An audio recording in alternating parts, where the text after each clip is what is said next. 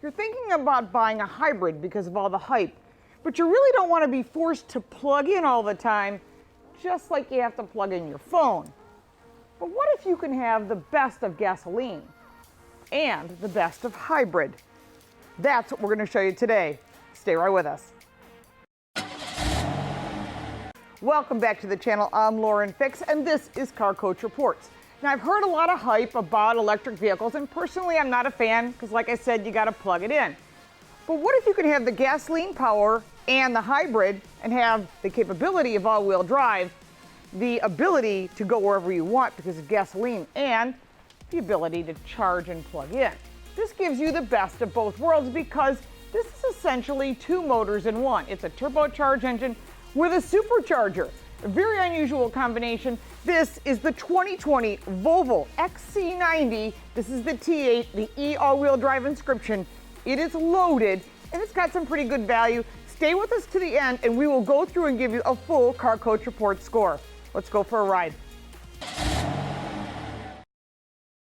This Volvo XC90 is a T8 and it has two engines. So it's got a gasoline 2-liter engine, but it also has an electric motor. The combination of the two motors is 400 horsepower and 472 pound-feet of torque.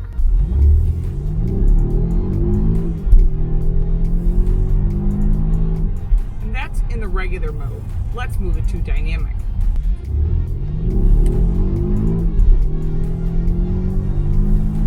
Interesting shift points, but really good performance. You're talking about 400 horsepower, 472 pound-feet of torque. And that all comes together in the dynamic mode. When you're running it in the regular mode, you're not going to get that same experience. Overall, performance-wise, I'm going to give it a 7.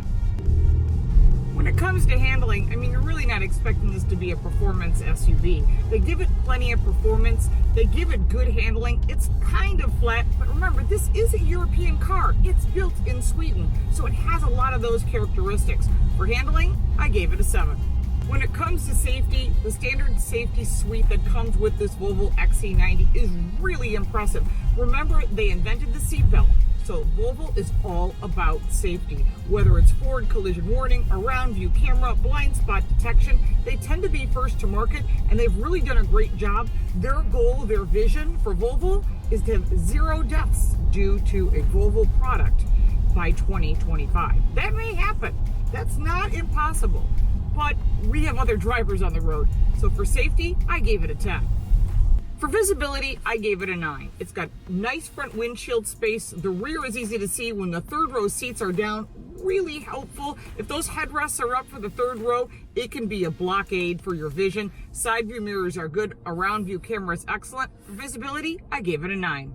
One of my favorite categories is seating comfort. You can have the best looking, amazing vehicle on the planet, and it has the worst seating or uncomfortable seating. Volvo was smart. They listened to their customers. Heated seats, cooled seats, heated steering wheel, which isn't part of seating comfort. But this particular vehicle has the luxury package, which means it gets massaging seats, which means I am very happy. You get 2 thumbs up.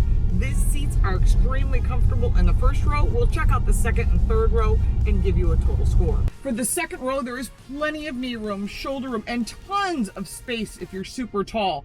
The one thing I wish there was is either some armrests or a center console, which you can buy as an option.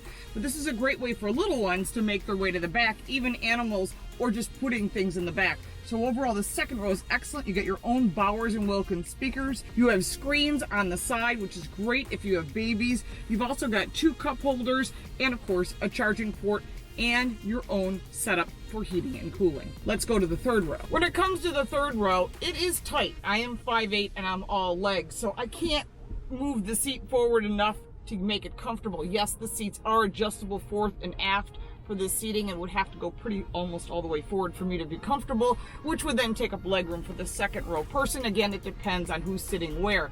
The headrests are here are great.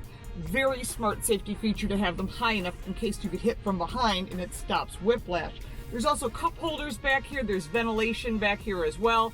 Keep in mind that these third row headrests should go down when you're driving regularly because they get in the way of your visibility. When it comes to seating comfort, I give it a 9. When it comes to technology, I gave it a 9. Why did it not deserve a 10? I mean, it really has great technology.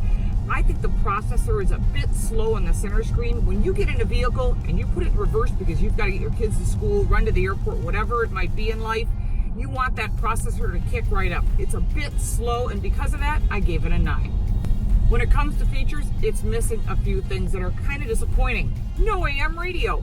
Why do you want AM radio? I want to listen to the Bills. That's my team. You want to listen to your team. Whether it be hockey or football, I can't listen to it because it's on AM radio only. It's not even on satellite.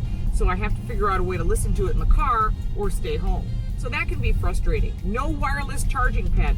That's also a negative. So because of that, for features, and it's missing a few other things like putting up the third row seating a little easier, I gave it an 8. For design, I have to give Volvo a high 5. They've really changed their old cracker box look, and if you haven't seen a Volvo in a while, you've been sleeping under a rock.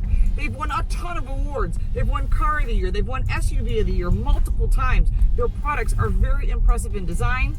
I gave it an 8. It's a European car, and it looks like it. For quality, I gave it a 9. Overall, the build quality is excellent. The gaps in the body are even all the way around. The paint quality is excellent. The quality of the leather in here is spectacular. It is Napa leather. You pay for it, but you're getting what you pay for, and that is great value, which brings me to value. The value in this vehicle is really interesting. The price point comes in really low, but when you start adding in all the goodies that you really want in a vehicle, you're coming in that $86,000 range. That's a lot of money. Don't get me wrong, but when you're looking at cars that are in this class in the competition, the value is pretty good. I'm going to give it an 8 because it gets great fuel economy. It's a quiet ride. You will be very impressed with this vehicle. I'm actually quite impressed with this vehicle for everything that it offers for the dollar amount in this category, and I think you would be as well. Let's take a look at the trunk, and we'll give you a total Car Coach Reports rating. And don't forget to follow us at Car Smarts and Car Coach Reports so you can keep up on all the current news. Let's head to the back. Now we're in the rear of the vehicle. So we know what the inside feels like, but when you're in the back, this is some good storage for some quick shopping, and maybe if you're just bringing a few things with you to a destination. The headrests fold down flat, which I think is great for visibility. Underneath, there's no spare tire. However, there is a charging port and a place for a tire inflation product. Now, one of the things that I have to say about the rear of this vehicle is when you fold the rear seats down, it's great, super simple. One of the hard things to do is put the seat back up. There's no tether or anything to pull it back up to make it easier. Again, one of the negatives that I have about this vehicle, along with the AM radio and no charging port for a pad for wireless charging, which is part of new technology. In addition, the only other negative I could think about in a vehicle like this, besides the fact that you have to find if the price meets your budget and the insurance and so forth, because it's going to be more expensive to insure a car like this because of the two motor combinations. The only other thing I can think of is I wish the processor in the center screen was a little bit faster. I understand that technology is moving along quickly, and Volvo's really been on the cutting edge of not just safety, which they started with a 3-point harness, and of course the seatbelt itself, but I think that they really need to get a little bit further ahead on technology as far as getting the processors to work a little quicker, because we live in a very short attention span world, which is why I'm trying to keep your attention. Now let's get to the Car Coach Report total rating. When you add in all 10 categories, you get a final Car Coach Report rating of 84. That's not bad. This vehicle really does perform and has great value. You just got to remember to test drive everything in the competing categories, and if you're looking for an EV, there's a lot to choose from out there now, and there's a lot of combination plug-in hybrids, especially if you live in California. You want to take advantage of that tax credit. Remember, certain companies have lost their $7,500 tax credit, and you don't want to get caught buying that vehicle, such as a Tesla or a General Motors product, where Ford is coming out with their Mach-E, Audi has the e-tron, Jaguar has the I-Pace. That's just for plug-in vehicles. There's a lot of other products, including the Bolt EV. So make sure to check everything out, and before you make a decision, always check with your insurance agent, because you might find that it's costing you more money to buy an electric vehicle because of replacement and repair costs. Something to think about.